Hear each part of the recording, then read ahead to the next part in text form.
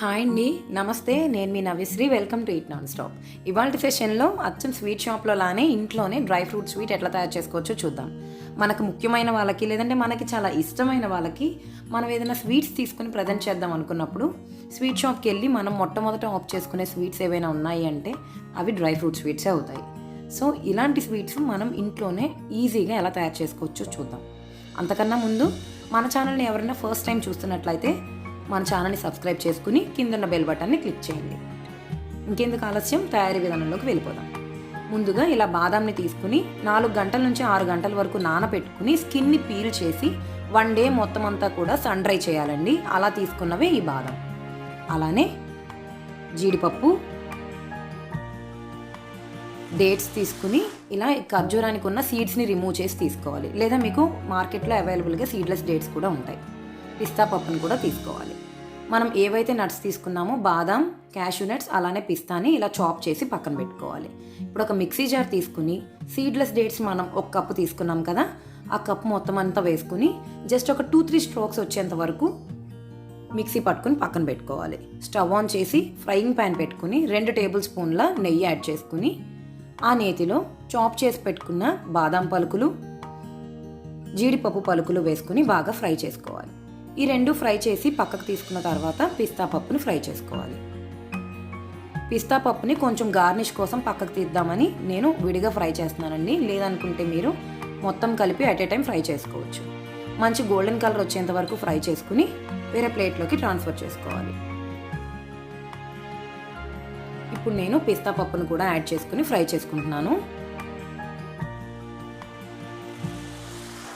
ఇవి కూడా ఫ్రై అయిపోయాయి. వేరే ప్లేట్లో ట్రాన్స్ఫర్ చేసుకున్న తర్వాత కొద్దిగా నెయ్యి కావాలంటే యాడ్ చేసుకుని గసగసాలని కూడా ఫ్రై చేసుకోవాలండి. నేను 1/2 టేబుల్ స్పూన్ గసగసాలు మాత్రమే వేసి ఫ్రై చేసుకుంటున్నాను. ఒక 1/2 టేబుల్ స్పూన్ గార్నిషింగ్ కోసం పక్కన పెట్టుకుంటున్నాను. గసగసాలు పంటికి మధ్య మధ్యలో తగులుతుంటే చాలా టేస్టీగా ఉంటాయండి. సో దీన్ని మాత్రం స్కిప్ చేయకండి. ఇప్పుడు మరొక 2 టేబుల్ స్పూన్ల నెయ్యి యాడ్ చేసుకుని మనం మిక్సీ పట్టుకున్న ఖర్జూరం పేస్ట్ని కూడా యాడ్ చేసుకుని ఒక 2 నిమిషాల సేపు నేతిలో మగ్గించుకోవాలి. మరొకసారి గుర్తుపెట్టుకోండి, మంచి ఫైన్ పేస్ట్ లాగా చేసుకోకూడదు. ఖర్జూరాన్ని జస్ట్ మిక్సీని ఒక 2-3 స్ట్రోక్స్ ఇచ్చి కట్టేస్తే సరిపోతుంది. ఇనీషియల్గా మీకు ఈ ఖర్జూరం పేస్ట్ అనేది కొంచెం హార్డ్గా ఉంటుంది. నెయ్యి మొత్తాన్ని అబ్జర్వ్ చేసుకుని ఒక 2 నిమిషాల సేపు వేడి చేసినట్లయితే ఈ ఖర్జూరం పేస్ట్ అనేది కొద్దిగా మెత్తబడుతుంది. ప్రిపేర్ చేసే వాళ్ళకి ఈజీగా తెలిసిపోతుందండి ఇలా కలుపుతున్నప్పుడు ఈ డేట్స్ మిక్స్చర్ అనేది మెత్తబడిందని. నెయ్యి మొత్తాన్ని అబ్జర్వ్ చేసేసుకుంది, పేస్ట్ కూడా కొంచెం మెత్తబడింది అనమాట. సో ఇప్పుడు మనం ఫ్రై చేసి పెట్టుకున్న నట్స్ అన్నింటినీ కూడా యాడ్ చేసుకోవాలి. జీడిపప్పు, బాదం పప్పుని నేను కంప్లీట్గా యాడ్ చేసేసుకున్నానండి. పిస్తా పప్పుని మాత్రం కొంచెం గార్నిషింగ్కి ఉంచి మిగిలినవన్నీ యాడ్ చేసుకున్నాను. అలానే గసగసాలు కూడా యాడ్ చేసుకున్నాను. ఈ గసగసాలు తినేటప్పుడు మధ్య మధ్యలో పంటికి తగులుతుంటే చాలా చాలా టేస్టీగా ఉంటాయి. ఇన్ కేస్ మీకు కనుక కావాలంటే ఈ స్టేజ్లోనే కొద్దిగా ఇలాచీ పౌడర్ని కూడా యాడ్ చేసుకోవచ్చు. నేనైతే యాడ్ చేయలేదండి. ఈ నట్స్ మొత్తం అంతా కూడా డేట్స్ మిక్స్చర్లోకి కలిసేలాగా కలుపుకోవాలి.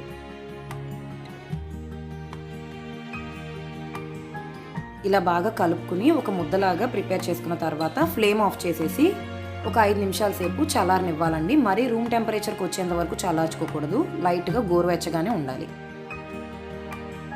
ఇలా కొంచెం ఈ మిశ్రమం మొత్తం గోరువెచ్చగా అయిన తర్వాత వేరే ప్లేట్లోకి ట్రాన్స్ఫర్ చేసుకుని చేతికి కొద్దిగా నెయ్యి అప్లై చేసుకుని ఈ మిక్స్చర్ మొత్తాన్ని కూడా